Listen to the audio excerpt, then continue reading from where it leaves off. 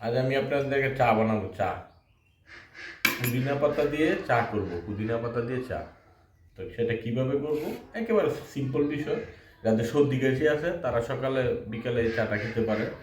এখানে আমি নিয়েছি দুলাল চন্দ্রবারের তালমেসি। তো আমি এখানে তালমেসি অ্যাড করতেছি,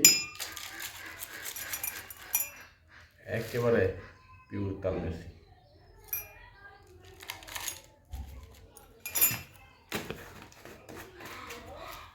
একেবারে সিম্পল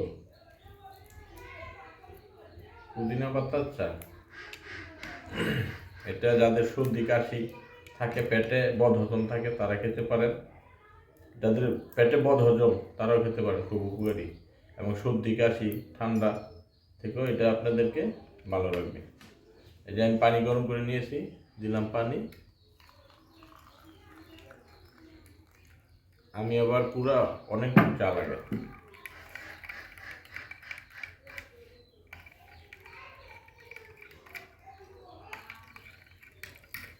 পুদিনা পাতার চা। হুম।